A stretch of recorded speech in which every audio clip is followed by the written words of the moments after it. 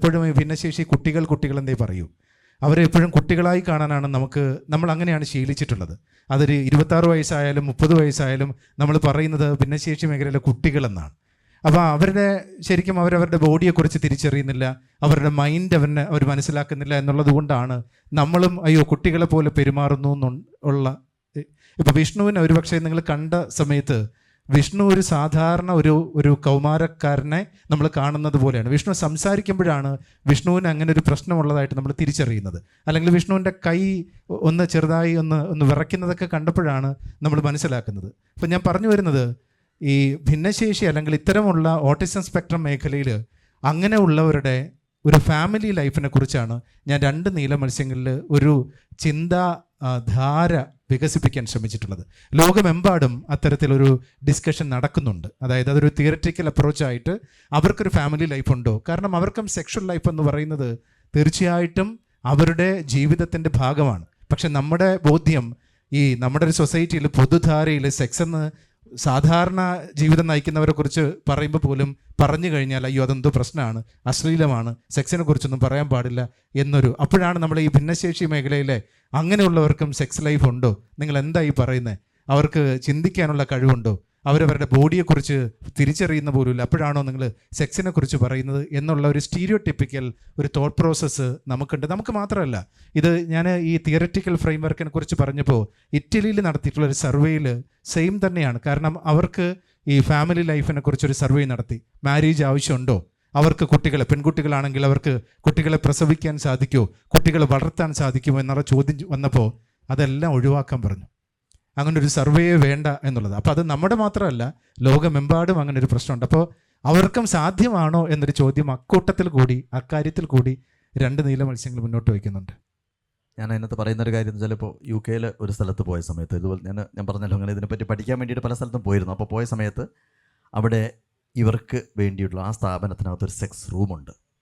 ആർട്ടിഫിഷ്യലായിട്ടുള്ള കാര്യങ്ങൾ ആർട്ടിഫിഷ്യലായിട്ട് ചെയ്യാൻ വേണ്ടിയിട്ടുള്ള സംവിധാനങ്ങൾ ടീച്ചർമാർ ഒരുക്കി കൊടുക്കുന്നുണ്ട്. പക്ഷേ നമ്മളതൊക്കെ ഇവിടെ പറഞ്ഞു കഴിഞ്ഞാൽ അത് എത്രമാത്രം നമ്മുടെ ആളുകൾ ഉൾക്കൊള്ളും എന്നുള്ളൊരു പ്രശ്നത്തിൻ്റെ പേരിൽ നമുക്കത് പറയാൻ പറ്റാത്തൊരവസ്ഥയാണ്. പക്ഷേ അത് നമ്മൾ മനസ്സിലാക്കേണ്ട കാര്യം, സാധാരണ ഇപ്പോൾ ഒരു ഡിസബിലിറ്റി എന്ന് പറയുന്ന സമയത്ത് എല്ലാ തരത്തിലുള്ള ഡിസബിലിറ്റിയും അവർക്ക് ഇല്ല എന്നുള്ള കാര്യം മനസ്സിലാക്കണം. അവർക്ക് ഇപ്പോൾ ഇൻ്റലക്ച്വൽ ഡിസബിലിറ്റി ഉണ്ടെങ്കിൽ ബൗദ്ധികമായിട്ടുള്ള പ്രശ്നങ്ങളുണ്ടാവും. അപ്പോൾ അങ്ങനെയുള്ള കാര്യങ്ങൾക്ക് അവർ ശാരീരികമായിട്ടുള്ള അവരുടെ ആവശ്യങ്ങൾ കൂടി നമ്മൾ പരിഗണിക്കുന്നുണ്ടോ എന്നുള്ളത് തീർച്ചയായിട്ടും ആ പുസ്തകത്തിനകത്ത് 2 നീല മത്സ്യങ്ങൾ എന്ന് പറയുന്ന പുസ്തകത്തിനകത്ത് വ്യക്തമായിട്ട് പ്രതിപാദിക്കുന്നുണ്ട്. അത് വായിച്ചു കഴിഞ്ഞാൽ നമുക്കത് കൃത്യമായിട്ടുള്ള ബോധ്യം വരും. ഈ മേഖലയിൽ പ്രവർത്തിക്കുന്ന ആളുകളെ സംബന്ധിച്ചിടത്തോളം അത് മനസ്സിലാക്കാൻ സാധിക്കും.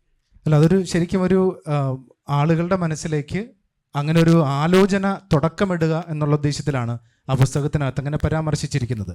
അവരുടെ ജീവിതത്തിലും അങ്ങനെയൊക്കെ സാധ്യമാണോ എന്നുള്ള ഒരു ആലോചനയ്ക്ക് വേണ്ടിയിട്ടാണ്. അപ്പോൾ നേരത്തെ ശ്രീ ഗോപിനാഥ് മുതുകാട് പറഞ്ഞതുപോലെ അതിനകത്ത് മുനീസ എന്ന് പറയുന്നൊരു സ്ത്രീക്ക് പിറന്ന പാത്തു എന്ന് വിളിക്കുന്ന ഒരു ഭിന്നശേഷിയായിട്ടുള്ള മകൾ.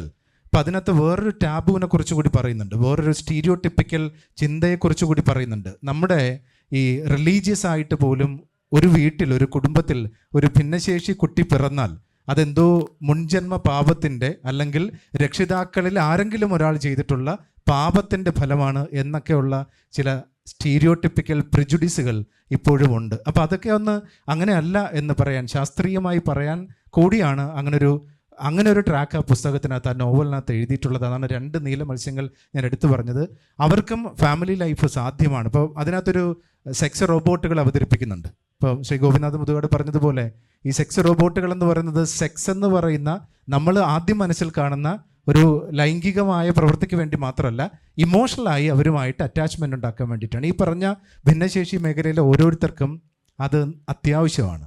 അവരുടെ ഇമോഷൻസിനെ അഡ്രസ്സ് ചെയ്യുക എന്നത് വളരെ അത്യാവശ്യമാണ്. അപ്പോൾ അതുകൊണ്ട് ഏതെങ്കിലും ഒരു സാഹചര്യത്തിൽ അതിനുള്ള സാധ്യതകൾ കൂടി ആരായുകയാണ് 2 നീല മത്സ്യങ്ങൾ ചെയ്യുന്നത്.